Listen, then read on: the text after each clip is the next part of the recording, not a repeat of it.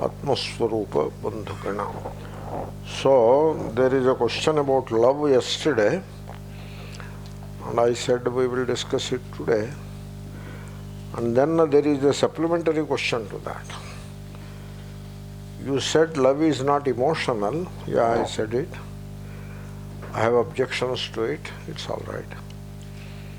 And unable to accept it. Fine. You need not accept not only this question, generally. You should not. Now, how to do Shravanam? We'll come to love, all right, but how to do Shravanam? If you do Shravanam with an attitude of yes, that is what Sishyas do. These hardcore Sishyas, they are so conditioned, they say yes to everything. Sometimes the so-called Guru says the most preposterous thing and they say yes to that. That is not how you listen to that is not how you do Shravanam. Then some people, they are saying no. Always no. For everything no. Like in India, whatever our Prime Minister says or does, there is a chorus of no from some quarters. That is also not proper way of listening. You should neither say yes nor say no.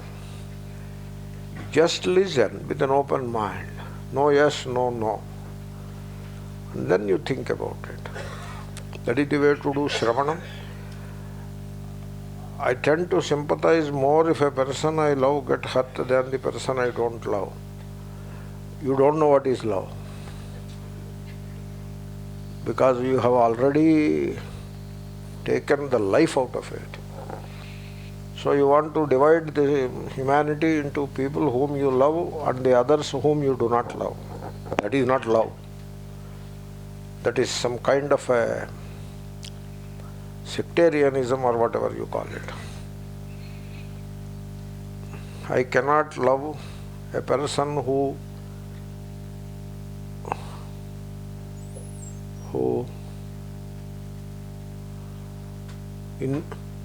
I don't know, who does something bad to me. That is how I understand it. Now you are imagining, sir, I recommend you have an open mind. Now the question is, what is love? Means you asked the question because you do not know what is love. Let us take it like that. So love is the unknown. That's why the question came. Now, how do you come to the unknown? From the known, you cannot come to the unknown. From the known, you move to the known. From the known, you cannot come to the unknown. Then how to come to the unknown? You come to the unknown by considering the known and negating it. You are in a philosophy class, don't forget it. So, your worldly thinking about love, etc. is not valid in the context of philosophy. Therefore, keep aside your personal idiosyncrasies of loving or not loving and all that. Consider what is love very objectively with an open mind. You come to love because it is the unknown, and because from known you cannot come to the unknown, from known you can only come to the known. Therefore, you come to love by considering the known and dismissing it, kind of negation. This is the method of negation, badha, negation. And a negative understanding is the highest understanding. It may sound a bit odd to you, I cannot help it. So, negative understanding is the best, highest understanding. Like what is Atma? There is no positive understanding about Atma. There is only negative understanding. And look at Dasha Shloki, look at Nirvana Shatkam, look at Upanishads like Ashabdam, Sparsham, Rupam, Avyayam, etc. So the same thing applies to the understanding of love also. You have to approach love negatively, not positively. When we say I love somebody, what you mean is you possess that somebody. That is what you mean. When you possess somebody, out of that possession arises jealousy. Okay? So I love somebody, I love him or her, but if him or her looks elsewhere, I become unhappy. That is possessing. Okay? That is not love. And out of possessing arises jealousy. Suppose I possess a person and I lose the person. Suppose the person is lost. Lost means gone somewhere or gone out of this world itself. Anything it can be, Then what happens to you? Then the person that I possess, when I lose that person, I feel lost and I feel empty. Therefore, from holding a person or possessing that person, there is jealousy, there is fear of loss, and as and when the loss happens, as it must, there is sorrow and all the innumerable conflicts arising out of possession. Therefore, surely such possession is not love. Followed? The negative method you are understanding. So possession is not love. Then sentiment or emotion. That is the supplementary question. Maybe it came from some other source. Doesn't matter. Love is not sentiment. Love is not sentiment. To be sentimental or to be emotional, one and the same, is not love.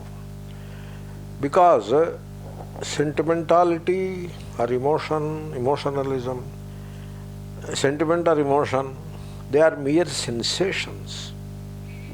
That is what they are, sensation. Sensation means a state of the mind and the sense organs put together, that apparatus. So knowing apparatus, cognizing apparatus.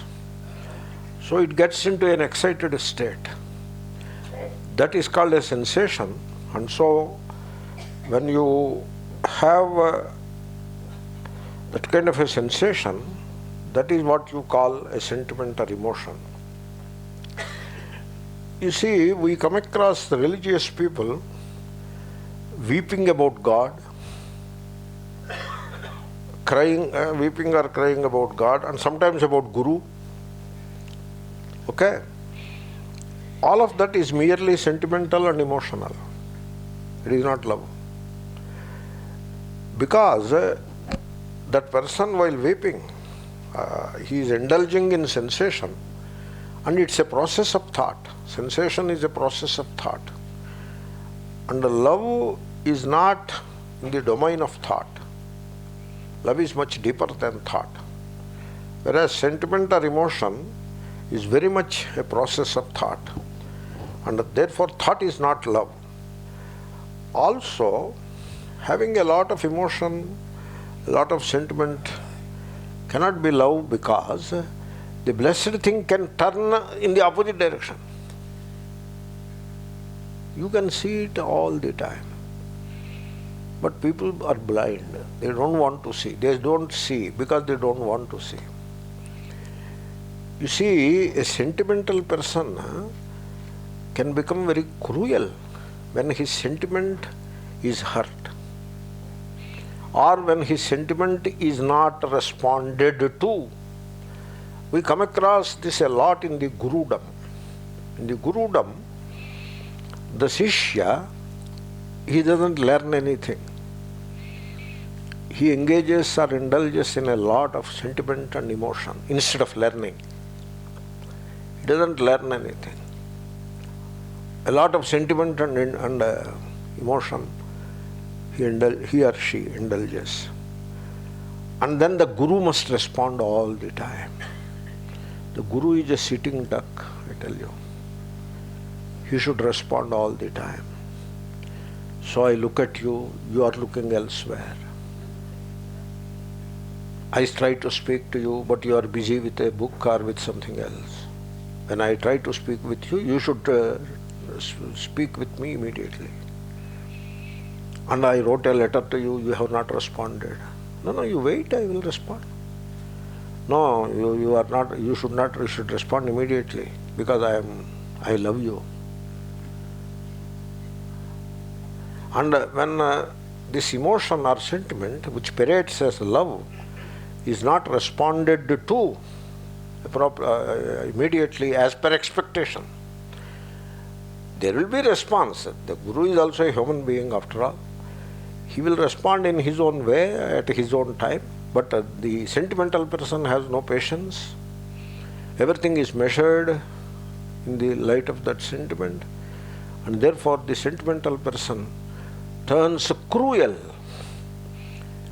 They abuse the Guru, the so-called Guru. There is an acid attack in Andhra Pradesh by a woman on a guru of very high stature. And after a little inquiry, it is found that she was one of the closest devotees earlier. That is not devotion, that is not love, that is sentiment. And you want to anoint sentiment as love, you are welcome to your imagination, but it is not. Because when the sentiments are not respected properly, an emotional person can be stirred into hatred. Some of the gurus of the world have worst enemies in their former devotees. Therefore, sentiment is not love. Then, when there is no real respect, you must be prepared for some unconventional treatment of the subject. You must be prepared for that. If you want me merely to toe the line, which is already fixed, I cannot do it. Because somehow elders have put the habit of thinking in this head. So when you start thinking, the nonsense cannot be sensible. Nonsense can be sensible only when you stop thinking. The tamasha appears as a religion only when you stop thinking. When you question, things appear different. Respect. Let us look at this thing called respect. Real respect. You see, for example, you are not respectful, you are not kindly, or you are not generous to your servants.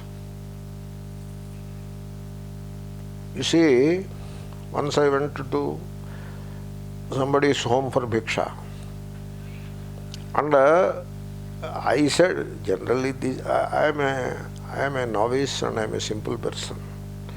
I don't want anybody to send a car to fetch me. I am not that kind of a stature guru.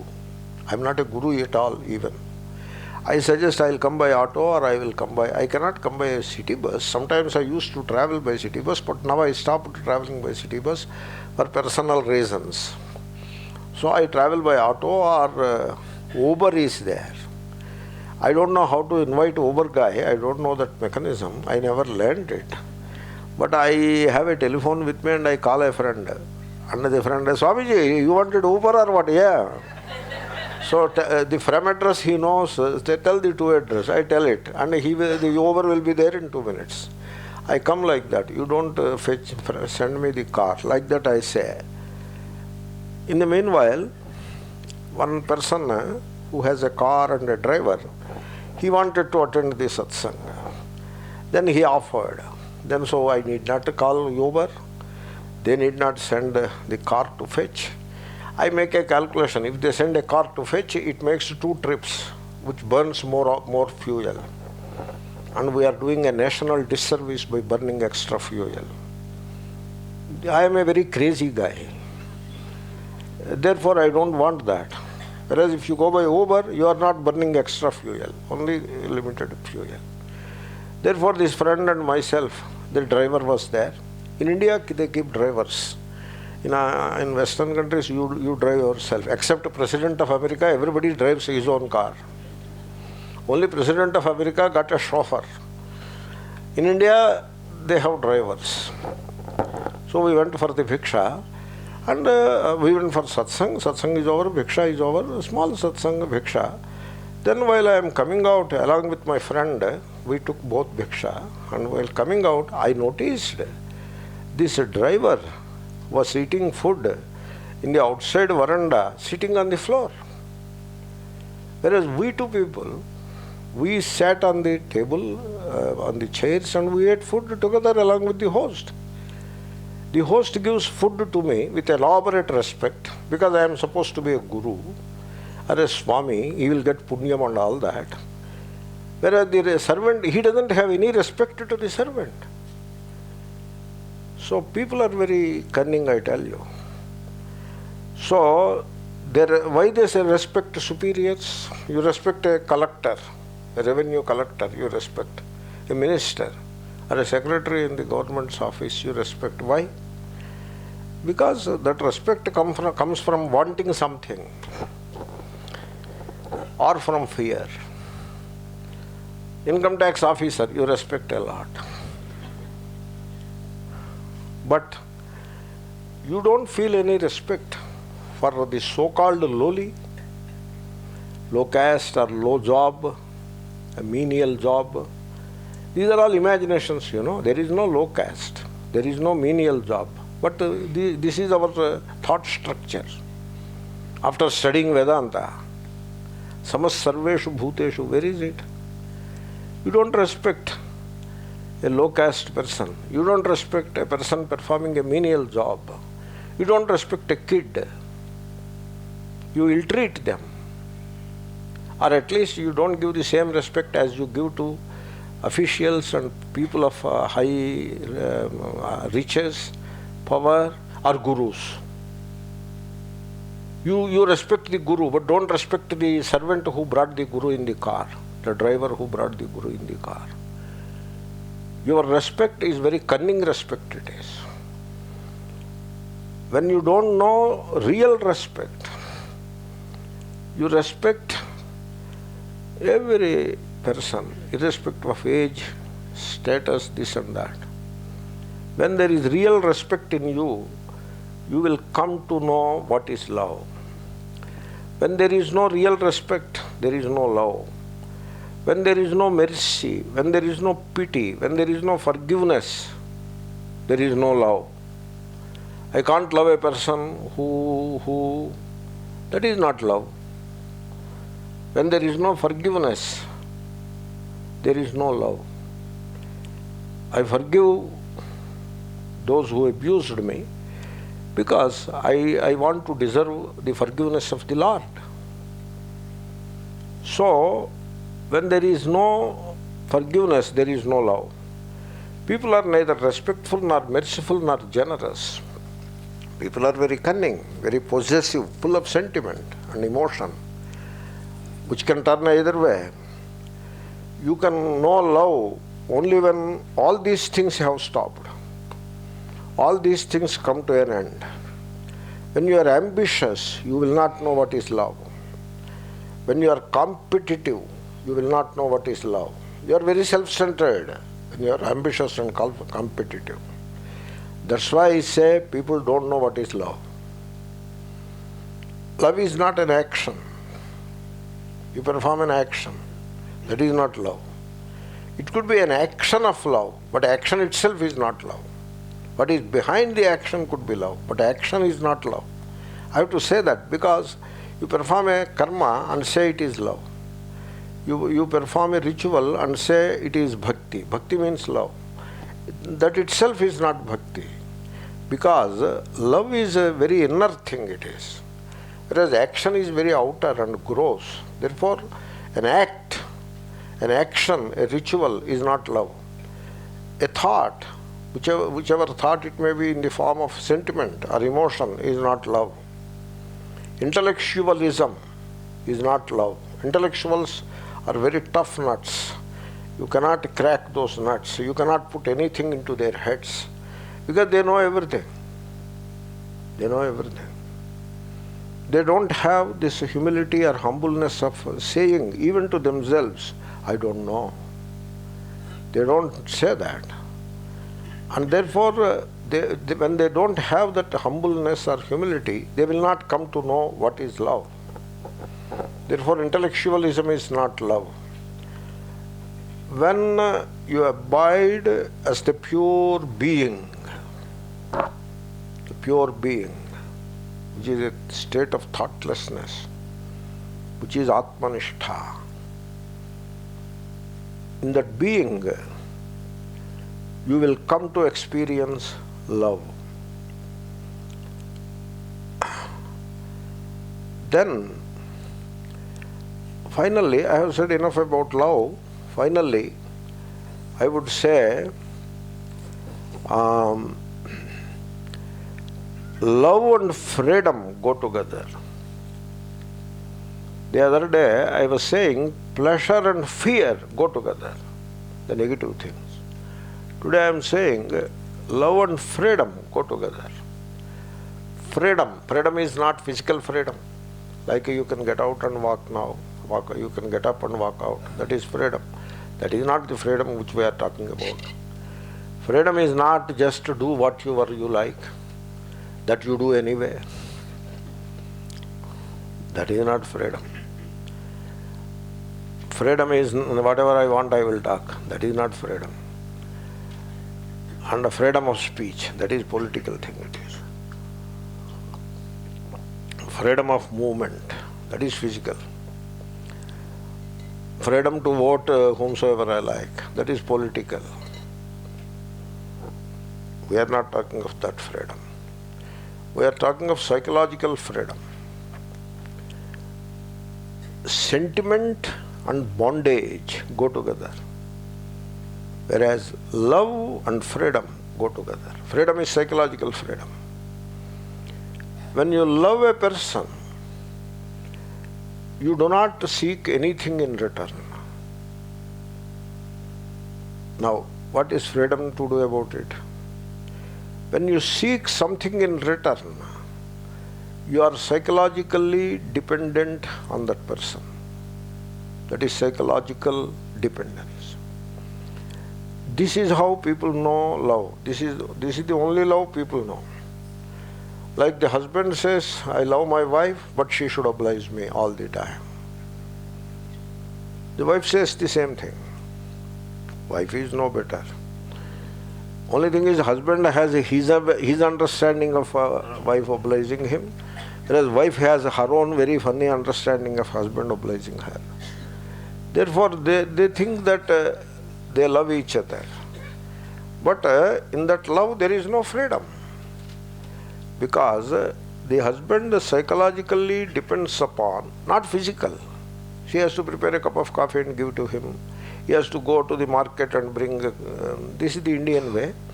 So bring curry, bring vegetables and bring that. We are not talking of that kind of physical dependence. That is not dependence. In fact, it is a physical thing. It is a matter of convenience. So we are not talking of that. We are talking of psychological dependence. Like the husband goes on a trip and comes back after a week, and he is waiting for the wife to say, I missed you. And she is not saying it.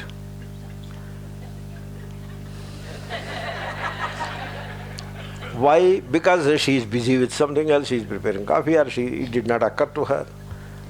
That's why she did not say it. Or she wanted to teach a lesson to this guy. Therefore, what can be a better way of teaching a lesson than remaining silent? The person is boiling inside. He expects her to say, I missed you. Even if she doesn't mean it, if she says, he'll be happy. That is psychological dependence. There is no freedom in it. When there is no freedom, it is not love. You may call it love. It is not love. Love and freedom go together. I always advise you practice this love at least in one relation.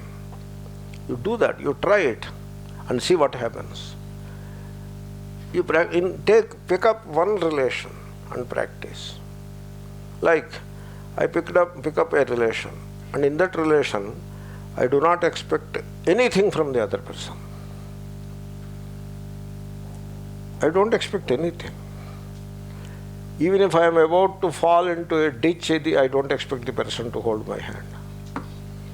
I don't expect a smile, I don't expect thank you, I don't expect anything. I love and I give and give and give. Endless giving. And the giving doesn't accumulate. Because you give it so spontaneously that you don't even remember. You give it and remember, you have not given it. You are still holding on to it, you know. Psychologically, you are clawing to it, you know.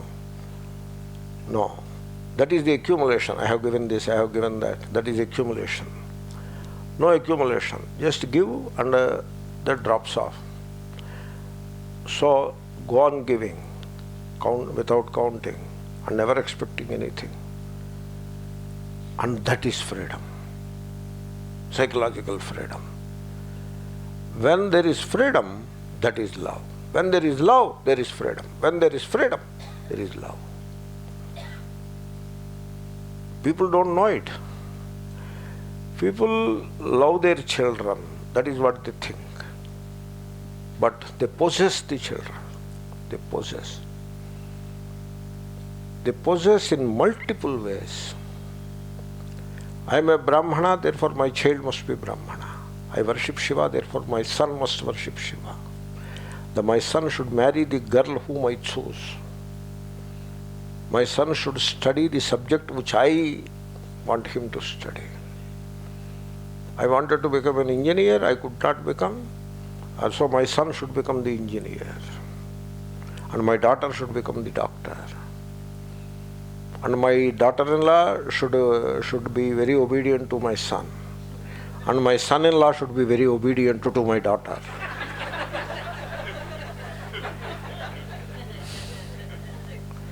This is not love.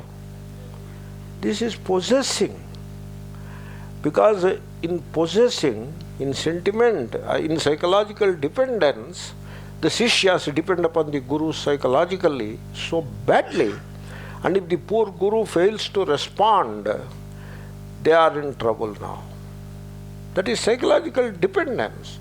Sometimes the Gurus are also psychologically dependent upon Sishyas.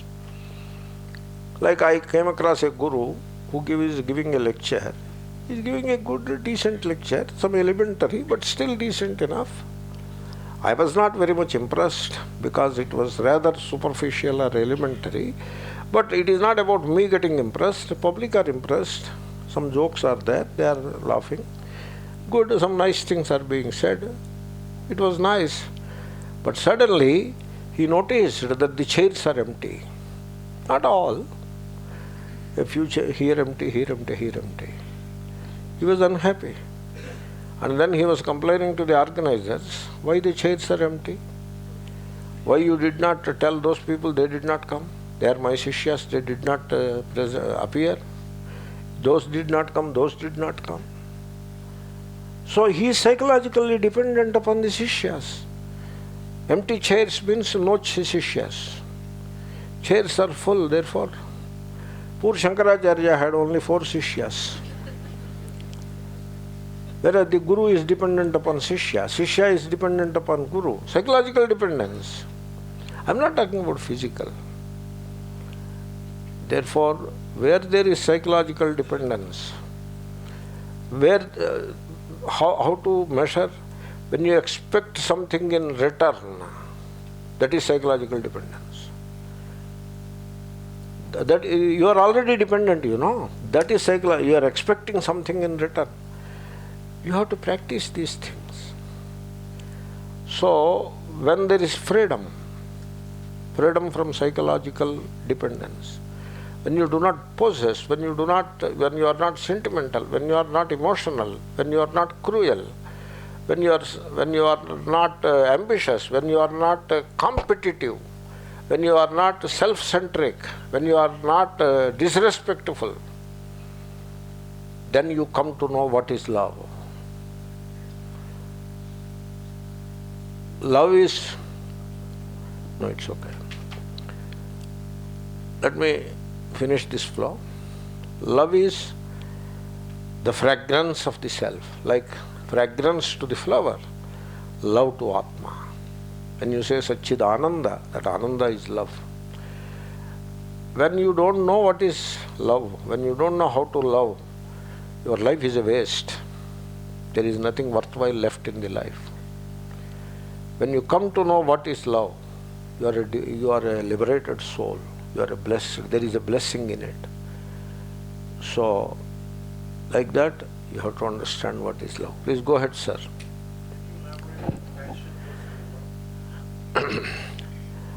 Love doesn't require a reason. Love is a scalar quantity. It doesn't require a reason. It is your very nature, like fragrance to a flower. Whereas compassion is conditional. You come across, of course, related to love, but you come across an unhappy guy, then that is compassion. Suppose I look at happy faces and then I am very compassionate. There is no compassion. Therefore, somebody is suffering and that brings out compassion. Whereas love, you don't need any condition. Love is like the flower is fragrant. It doesn't require any conditions. And the fragrance is given to all, denied to none. Love is like that. You don't love because the other person deserves love. You love because love is your very nature. Whereas in compassion, the other person needs it.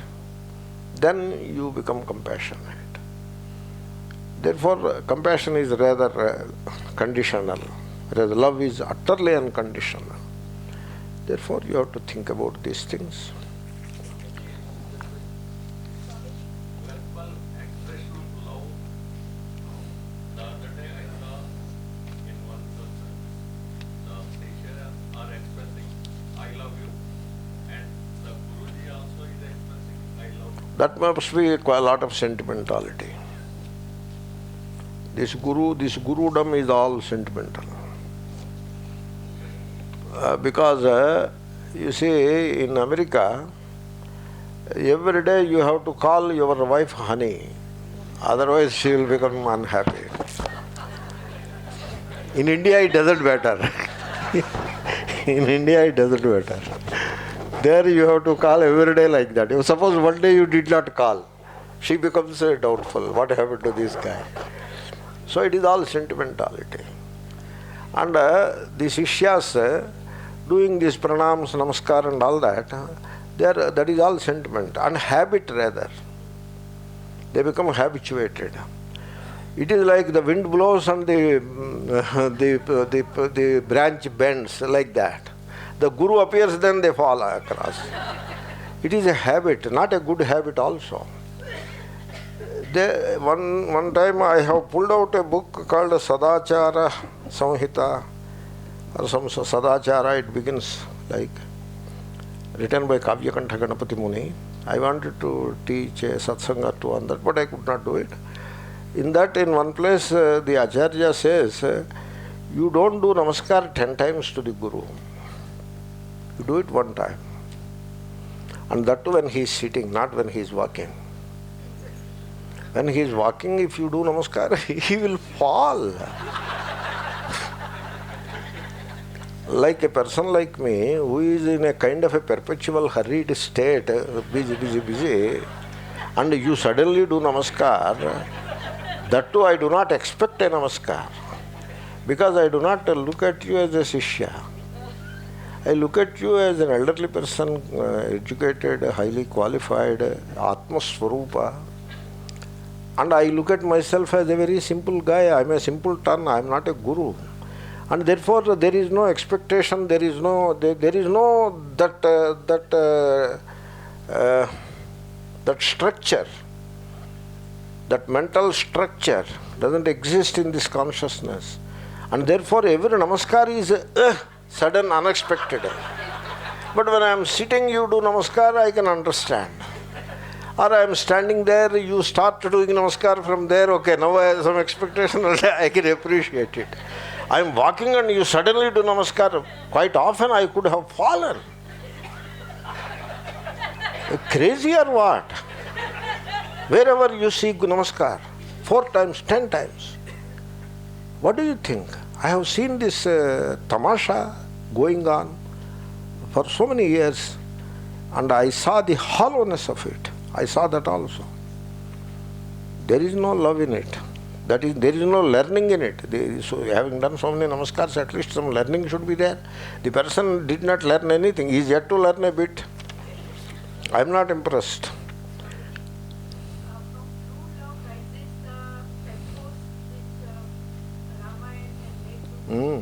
That is also there.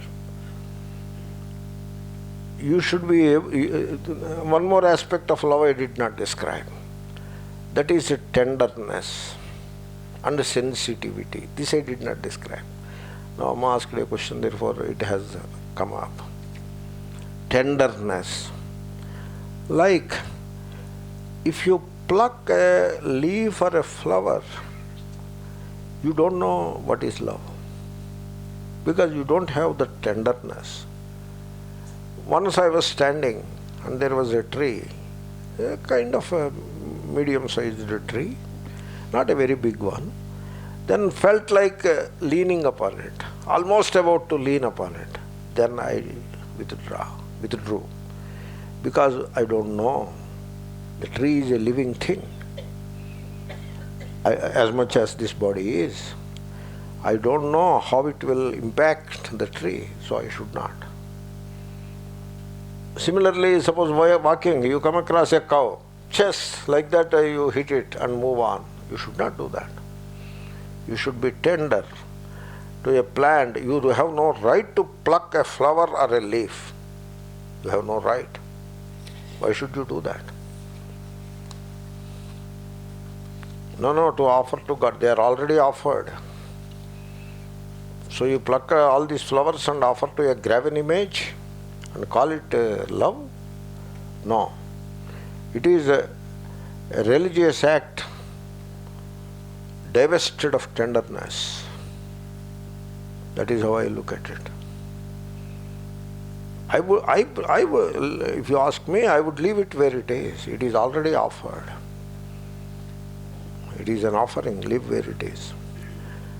When I see a rose with a long stem given to me, I feel sad, because at the end of the stem, it is green above, but at the tip of the stem, it is already dead. You can see all the green is gone and it has become brown, like a dead wood color. This color has come to that. That means it is already dead. The above portion is dying, but this is already dead. When I see that portion where it is cut, it is dead, I only feel very uncomfortable, that had it been left on the plant, how would it have been? And therefore, if it were me, I would not touch a lotus or a rose or a plant or a leaf even. I don't touch. While walking, I was walking with my father, and there was a coconut tree and the leaf is hanging down, and I pulled a piece of it, and he told, "Why do you do that? You are not supposed to do that." I learned my lesson.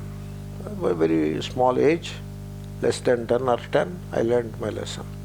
I never touched a plant anymore after that. Tenderness. And so you need to grow into love in a negative way. Love is? Yeah, you can say that. But you cannot replace the word love. Affection, you have to look at the dictionary. I know. Affection also they say. Affection is liking. Some kind of liking. Maybe it is love also. Love is enough. Why do you want a synonym? So, how to make the knowledge of Vedanta more practical?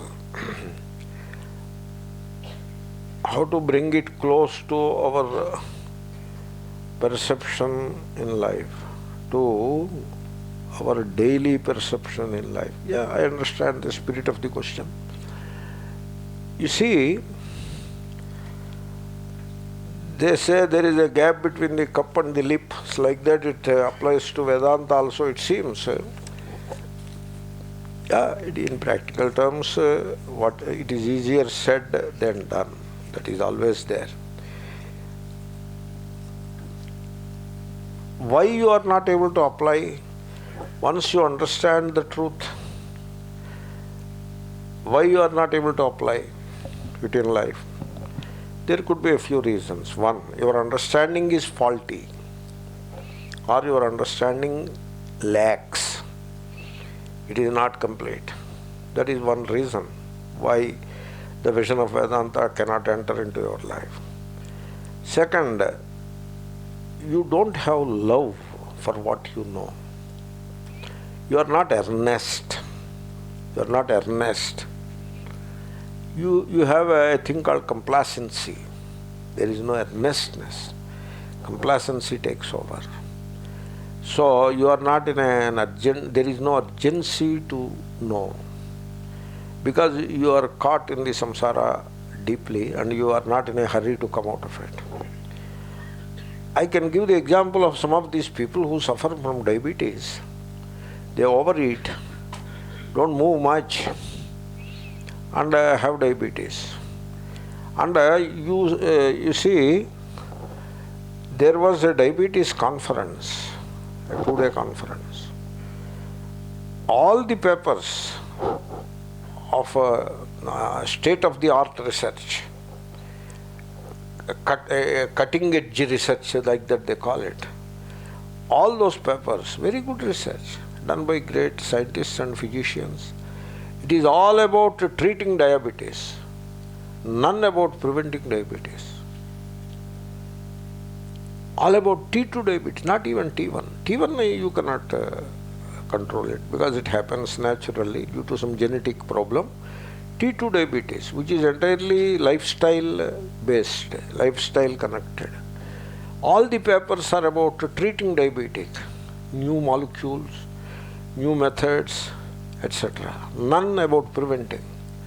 That means even the medical community have forgotten their responsibility in a way, at least. Once it comes, you should treat, but before it comes, you should prevent it. And having come, you should pull it back. It is possible. You can withdraw from, you can pull out yourself from that diabetes. You can do that.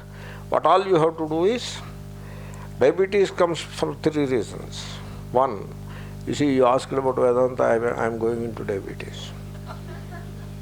This is what I wanted to give diabetes as an example, but now I forgot that thing and now I am talking about diabetes. Anyway, let me finish it. One, you overeat, wrong food. 2, you don't move much, sit like a mudda or pappu in some corner. Don't move much. You should be moving all the time. Body is not meant for sitting in one place. You should be moving. You should feel guilty if you sit more than 1 hour or so. You should feel guilty. You should get up. Even computer people stand and do their work nowadays. Third, there should not be too much stress in your life. If you accumulate too much stress, you will become diabetic. These 3 factors. And you should work against them and don't allow to become diabetic. Even pre-diabetic, you should become alert and pull back. Doctor will tell you are a pre-diabetic. then from that status you should revert back to no diabetic. So you should do that, but they don't do.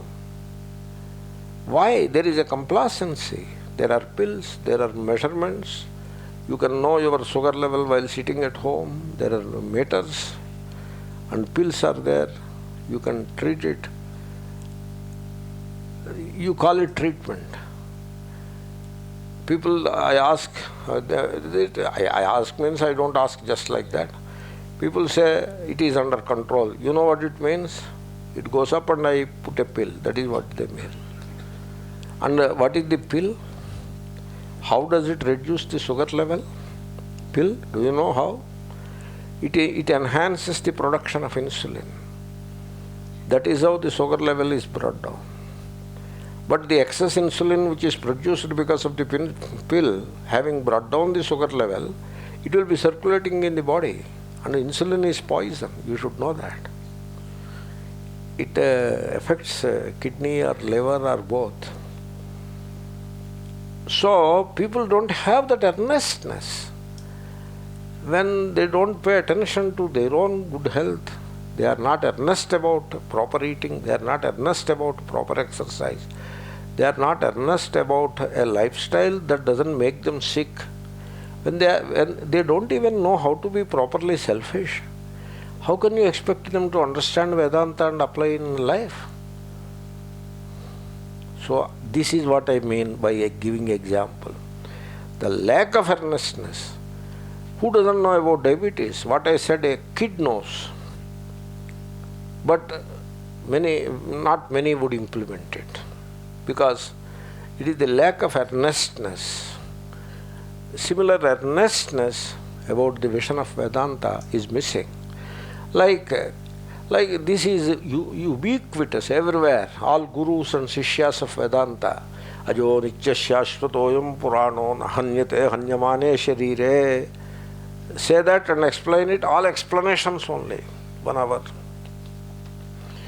After 1 hour, all the explanations were dumped into the dustbin, both by the guru and the sishya, and they go and pamper the body and become sick. Look at that. There is not even an attempt to avoid identification with the body. That is the very first step of Vedanta. First step of Vedanta is not Satyam Jnanam Anantam Brahma. You are just collecting words in the name of Vedanta. That is not Vedanta. The first step of Vedanta is, I am not this body. That is the first step. Idam Shariram. These gurus and sishyas, they don't know it. They are professionals. They don't know it. They don't know it because they don't want to know it. Why? Because this principle, if you highlight it, it will not support the tamasha that goes on in the name of Vedanta. Therefore, that earnestness is lacking. That explains why Vedanta, in spite of being so widely studied and taught, explained, this, that, doesn't find a place in real life situation. So that must, I think I have answered the question adequately. Is there any different, using this word aham?